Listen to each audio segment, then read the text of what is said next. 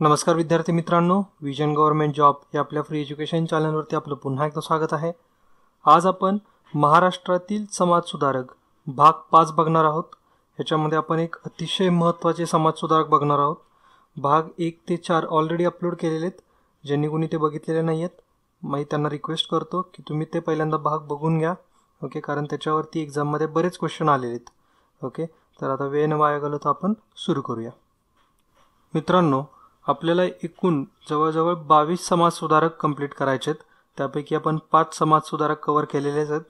तर आज पण एक आपण अतिशय महत्त्वाचे समाजसुधारक बघणार आहोत आणि ते म्हणजे जगन्नाथ शंकर शेठ उर्फ नाना शंकर शेठ. नाना शंकर शेठ यांचा जन्म 10 फेब्रुवारी 1803ला झाला. त्यांचे मूळ गाव हे मुरबाड, ठाणे जिल्ह्यातले एक गाव आहे. त्यांचं आडनाव आहे मुरकुटे आणि मुंबईचे शिल्पकार म्हणून ते ओळखले जायचे. प्रचंड संपत्ती त्यांच्याकडे होती. त्यांचे वडील, त्यांचा जे पूर्वजांचा जो व्यवसाय होता, व्यापार होता, हा हिऱ्याचा व्यापार होता. ते एक सोनार होते. तर त्यांच्याकडे प्रचंड अशी संपत्ती होती. असं म्हणतात की त्यांच्या आजोबांनी मरताना 15 लाख रुपये, त्या काळात 15 लाख रुपये जगन्नाथ शंकर शेठ यांना दिले होते असं म्हणतात. आता त्याच्यामध्ये किती सत्य आहे हे मला पण नाही माहिती. तर प्रचंड संपत्ती असूनही त्यांनी चैनीत न राहता आपल्याकडील संपत्ती जनतेच्या हितासाठी खर्च केली. मुंबई शहराच्या शैक्षणिक, राजकीय व सामाजिक जीवनात त्यांनी मोलाचं कार्य केलेलं आहे. त्यांनी काय काय कार्य केलेलं आहे ते आपण पुढं बघूत. जगन्नाथ शंकर शेठ यांना जस्टिस ऑफ द पीस हा बहुमानसुद्धा भेटलेला आहे. असा किताब भेटलेला आहे. ते पहिले भारतीय व्यक्ती आहेत. Actually justice of the peace हा ब्रिटिशांकडून दिला जातो.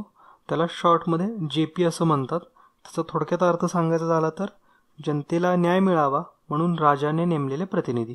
ओके, आणि जगन्नाथ शंकर शेठ हे मुंबई विद्यापीठाचे पहिले फेलोसुद्धा आहेत. मुंबई युनिव्हर्सिटी स्थापन करण्यामागं त्यांचं फार मोठं कॉन्ट्रीब्युशन आहे. ते आपण पुढं बघणारच आहोत.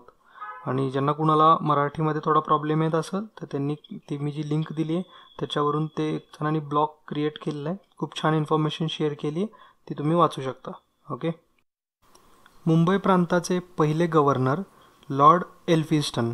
ओके, हे तुम्ही नाव लक्षात ठेवा. विचारू शकतात एक्झाममध्ये की मुंबई प्रांताचे पहिले गव्हर्नर कोण होते, तर एल्फिन्स्टन कॉलेज, एल्फिन्स्टन स्कूल. आपण ह्याच्या आधीच्या आपल्या समाजसुधारकांच्या भागामध्ये त्याचा बऱ्याच ठिकाणी उल्लेख केलेला आहे. ओके, तर एल्फिन्स्टनने मुंबई प्रांतासाठी एक शैक्षणिक योजना तयार केली होती. ती योजना ते नाना शंकर शेठ यांच्याकडे घेऊन आले, त्यांच्यासमोर मांडली की असं असं आमचा नियोजन आहे. तर त्याच्यामध्ये नाना शंकर शेठ यांनी थोडे काही करेक्शन्स केल्या, काही गोष्टी ॲड केल्या आणि स्वतःचे विचारसुद्धा मांडले. आणि एवढंच नाही, विचार मांडून फक्त ते शांत नाहीत राहिले, तर 1822मध्ये बॉम्बे नेटिव्ह एज्युकेशन सोसायटी ही संस्था त्यांनी स्थापन केली. ही आपल्या हिंदुस्थानामधली पहिली अशी संस्था होती जी शिक्षण प्रसारासाठी कार्य करत होती. ओके, हे अतिशय महत्त्वाचं आहे. ह्याच्यावरती एक्झाममध्ये क्वेश्चन येऊ शकतात की बॉम्बे नेटिव्ह एज्युकेशन सोसायटीची स्थापना कुणी केली, तर तुम्ही लक्षात ठेवा की जगन्नाथ शंकर शेठ यांनी स्थापना केलेली आहे. जगन्नाथ शंकर शेठ यांनी केलेले कार्य. 1830मध्ये याच काळामध्ये बंगाल प्रांतात सतीप्रथा बंदी कायदा लागू झाला होता. अशाच प्रकारचा कायदा हा मुंबई प्रांतात सुद्धा लागू व्हावा अशी सर्वप्रथम मागणी आपल्या जगन्नाथ शंकर शेठ यांनीच केली होती. 1834मध्ये मुंबईमध्ये एल्फिन्स्टन कॉलेज व एल्फिन्स्टन स्कूल ह्याची स्थापना करण्याचा पुढाकारसुद्धा जगन्नाथ शंकर शेठ यांनीच घेतला. आपण बघितलं ह्याच्या आधी की मुंबईचे जे पहिले गव्हर्नर होते एल्फिन्स्टन, त्यांच्या निवृत्तीनंतर त्यांचं एखादं स्मारक असावं या दृष्टीतून या कॉलेज आणि स्कूलची स्थापना करण्यात आली. ह्याच्यासाठी जगन्नाथ शंकर शेठ यांनी जवळजवळ 3 लाख रुपयांचा फंड गोळा केला होता. 1845मध्ये ग्रँट मेडिकल कॉलेज याची स्थापना करण्यात आली. तुम्हाला माहिती असेल की हे जे सर रॉबर्ट ग्रँट हे आपले जे गव्हर्नर होते, त्यांच्या मृत्यूनंतर एक सभा बोलवण्यात आली आणि त्या सभेतून एक असं डिसिजन घेतलं की ग्रँट मेडिकल कॉलेजची स्थापना करावी. ओके, 1850 ते 1856 या काळामध्ये बोर्ड ऑफ एज्युकेशनचे सदस्य म्हणून सुद्धा जगन्नाथ शंकर शेठ यांनी कार्य केलेले आहे. मुंबईच्या कायदे मंडळाचे ते पहिले सदस्य होते. मुंबई विद्यापीठाच्या स्थापनेत जगन्नाथ शंकर शेठ यांनी पुढाकार घेतला होता. ओके, तर जिथं जिथं हे Q सिम्बॉल तुम्हाला दिसतंय तर तुम्ही ते पॉईंट व्यवस्थित नोट डाऊन करा, कारण त्याच्यातून एक्झाममध्ये प्रश्न बनू शकतात. जसं की आपण आपल्या भाग 2मध्ये बघितलं आहे, ज्यावेळेस आपण महर्षी धोंडो केशव कर्वे यांचं लेक्चर बघितलं होतं, जिथं क्यू केलं होतं तोच नेमका एक्झाममध्ये प्रश्न आला. ओके, तर हे तुम्ही सगळे पॉईंट्स नोट डाऊन करा. 1845मध्येच मुंबईत दादाभाई नौरोजी, डॉक्टर भाऊ दाजी व विश्वनाथ मंडलिक या तिघांनी एक संघटना स्थापन केली, student literary and scientific society. तर या संघटनेला सुद्धा फंडिंग हे आपल्या नाना शंकर शेट यांनीच केलेलं आहे. त्याचबरोबर 1848मध्ये मुंबईतली पहिली मुलींची शाळा ही त्यांनी आपल्या वाड्यावरच सुरू केली. 26 ऑगस्ट 1852ला एक बॉम्बे असोसिएशन नावाची संघटना त्यांनी स्थापन केली. याचा मुख्य हेतू हाच होता की जनतेची जी दुःख आहेत ही सरकारपुढे व्यवस्थित मांडणे. ओके, याच्यामध्ये दादाभाई नौरोजी आणि डॉक्टर भाऊ दाजी लाड यांचा अतिशय महत्त्वाचा सहभाग होता. तुम्हाला एक प्रश्न विचारायचा आहे, तुम्ही त्याचं कमेंटमध्ये आन्सर लिहा जर माहिती असेल तर.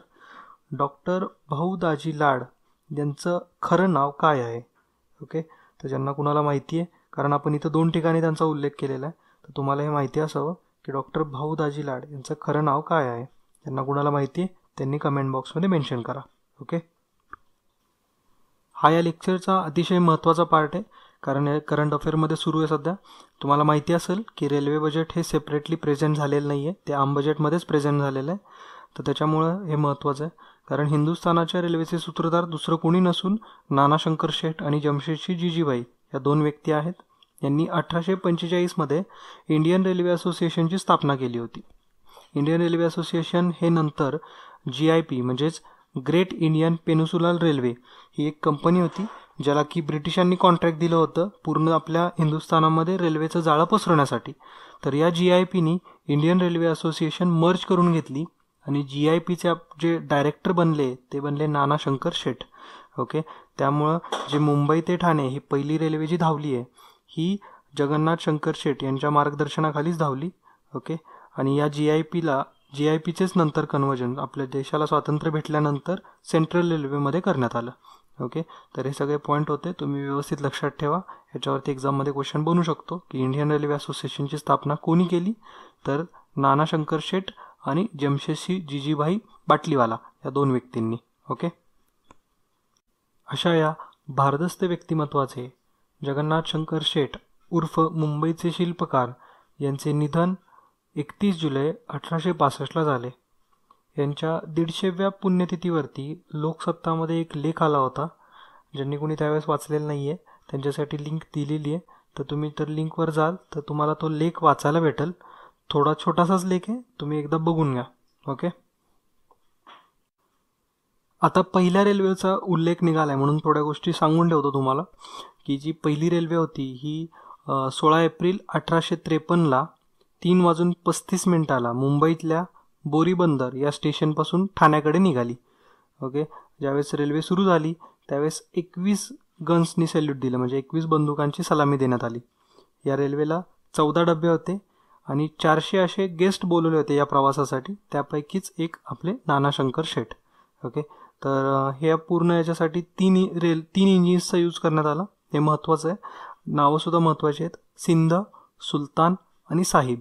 हे 3 इंजिनची नावं तुम्ही विसरू नका, ह्याच्यापैकी सुलतान तर तुम्ही विसरणारच नाही.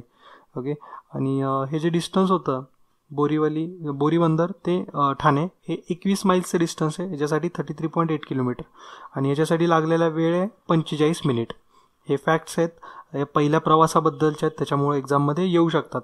कारण आता सध्या रिसेंटली रेल्वे बजेट हे बंद करण्यात आलेलं आहे, तर हे फॅक्ट्स तुम्ही लक्षात ठेवा. ह्याच्यानंतर रेल्वे बजेटवरतीच असंच एक लेक्चर असेल ज्याच्यामध्ये आपण थोडे जे फॅक्ट्स आहेत ते शेअर करू.